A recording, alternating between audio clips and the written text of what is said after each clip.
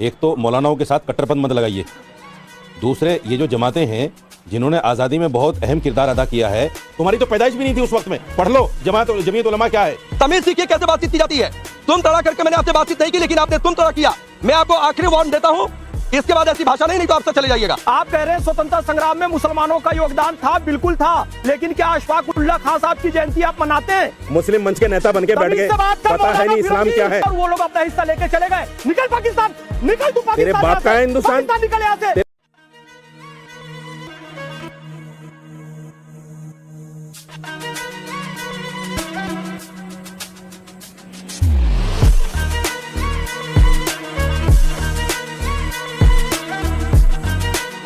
खत्म बाय।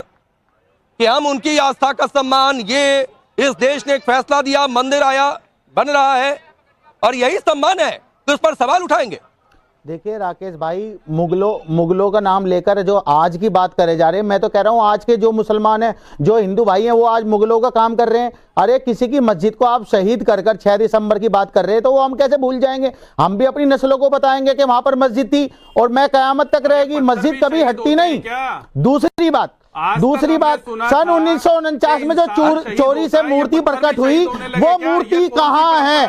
मेरे को इसका जवाब दे दीजिए। जो 1949 में मूर्ति रखी गई बाबरी मस्जिद में, वो वाली मूर्ति कहाँ है? वो नहीं है, नई मूर्ति बनाई गई। तो ये दर्शाता है कि हिंदू पक्ष का जो दावा था वो बहुत कमजोर था, क्योंकि कोर्ट के पास 142 के तहत। मेहरदीन रंगरेज, सुनिए सर। अरे सुनिए भाई, मुझे आवाज डाउन कराने के लिए मजबूर मत किया करिए, पूरी जानकारी ले लिया करिए। आ जाइए अयोध्या, ज्यादा ही पता है मुझे। टीवी पर मैं यहाँ से रिपोर्ट कर रहा हूँ पिछले 4 दिन से। अरे सर, कोई कोर्ट नहीं कर रहे, मैंने सबसे पूछ लिया। आप भी झूठ बोल रहे हैं चैनल पर, प्रवक्ता होकर। आप कैसे प्रवक्ता हैं? क्या चला दो? आप कैसे एंकर को बताइए पहले। आप एंकर कौन से हैं बताइए? नहीं, प्रवक्ता नहीं, एंकर। क्या चला दूं? बताइए, क्या चला दूं? दिखाइए, कहाँ है वो मूर्ति? क्या चला दूं? कोई मूर्ति थी ही नहीं। मैं कह रहा हूँ, देखिए सुप्रीम कोर्ट ने क्या कहा, कोई मंदिर तोड़कर मस्जिद नहीं बनी थी। मेरी राकेश भाई पूरी बात पूरी होने दीजिए।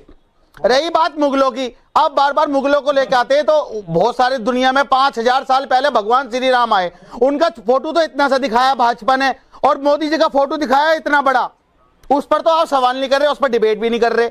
दूसरी बात, सुप्रीम कोर्ट का फैसला है ना कि ये जो मंदिर है, ये तो भाजपा का एक एजेंडा था। रशीदी साहब, मैं आपसे ही शुरू करता हूं, क्योंकि पहले के भी 1-2 बयान आपके सनद में है। सवाल यह है कि 15 दिन बाद प्राण प्रतिष्ठा एक बार। दूसरे ये जो जमातें हैं जिन्होंने आज़ादी में बहुत अहम किरदार अदा किया है, इनके साथ सो कॉल्ड मत लगाइए। आपको इनकी हिस्ट्री का पता नहीं है शायद। ये वो जमातें हैं जिन्होंने जंगे आज़ादी में अहम किरदार अदा किया है, मुसलमानों की नुमाइंदा जमातें हैं। आप इनको सो कॉल्ड कहकर, तो आप राम की हिस्ट्री को कैसे भुला देते हैं? चुप रहो ना, आपका नंबर नहीं है भाई, आपको क्लियर कर देता हूं। नंबर नहीं है। मौलाना हिंदू मुस्लिम के बीच की खाई को चौड़ा करेगा, उससे मैं सो कॉल्ड मौलाना ही कहूंगा। और इस देश का कोई भी संगठन जो कहेगा कि सुप्रीम कोर्ट को मानते भी हैं, उसके बाद कहेगा कि भाई सवाल भी उठाते हैं, तो मैं उसको सो कॉल्ड संगठन ही कहूंगा। ये बात बिल्कुल क्लियर समझिए। ये मेरी ये बात सभी मौलानाओं पर लागू नहीं होती है, ना सिर्फ सभी संगठनों पर लागू होती है। मेरी भी क्लियर सुनिए। आप क्या है, मूंग मसूर की दाल, पिद्दी ना पिद्दी का शोरबा, हु आर यू? कहिए आप, सो कॉल्ड आपके कहने से थोड़े बन जाएंगे। नहीं तो आप कौन है? आप जैसे साहब बोलने का तरीका सही है। आप जैसे सैकड़ों मैं आपको इन शब्दों से नवाजूं क्या कि आप कौन है? मैं भी हैसियत क्या है? पर 1000 बार लानत, 1 करोड़ बार लानत। जो ऐसी जमातों को जिन्होंने जंगे आजादी में किरदार अदा किया है, जिनके हजारों हजार उलमा, 60,000 उलमा कराम ने कुर्बानियां दी हैं। आप जाके देखिए इंडिया गेट पे, अगर आप पढ़ना जानते हैं, 37,000 मुसलमानों का नाम लिखा हुआ है। तो उन पर सवाल उठा रहे हैं क्या? जिन्होंने देश की आजादी के लिए कुर्बानी दी, उनको सवाल उठा रहे हैं क्या? यही वो जमातें हैं, कुर्बानी दी, उनको सैल्यूट है। यही वो जमातें हैं जिन्होंने उनको शहीद होने के लिए आगे किया। बिना हिंदू मुस्लिम देखे हुए सैल्यूट है जिन्होंने इस देश के लिए कुर्बानी दी है। लेकिन जो सवाल उठाएंगे उनको नहीं सलामी है। ये बात आप समझिए। तुम पैदा नहीं हुए थे उस वक्त। यही वो जमातें हैं जिन्होंने उनको आगे आने के लिए जंग आजादी में कहा और लेकर आए आगे, और वो शहीद हुए। यही वो जमातें हैं। तुम्हें नहीं पता, तुम्हारी तो पैदाइश भी नहीं थी उस वक्त में। पढ़ लो जमीयत उलमा क्या है, पढ़ लीजिए उसको। जमीयत उलमा को जिसने नहीं पढ़ा वो हिंदुस्तान का नागरिक नहीं हो सकता। साजिद रशीदी, पढ़िए उसको। इनकी आवाज डाउन करिए पीसीआर, इनकी आवाज डाउन करिए पीसीआर। साजिद वार्न कर रहा हूं और ये आखिरी बार आपको कह रहा हूं, एक तो मेरे सामने बिल्कुल तमीज में रहिए, बदतमीजी मुझे बिल्कुल भी बर्दाश्त नहीं है। नंबर एक बात, मेरी पैदाइश पर आप नहीं जाएंगे। नंबर दो बात, वरना आपको जाना है सर, छोड़कर आप जा सकते हैं, आप स्वतंत्र हैं। मेरी पैदाइश देखने के लिए आपको नहीं बुलाया यहाँ पर। तमीज सीखिए कैसे बातचीत की जाती है। तुम तड़ा करके मैंने आपसे बातचीत नहीं की, लेकिन आपने तुम तड़ा किया। मैं आपको आखिरी वार्न देता हूं, इसके बाद ऐसी भाषा नहीं तो आप सर चले जाइएगा। फैज खान, यही तौर तरीका सिखाया साजिद रशीदी ने।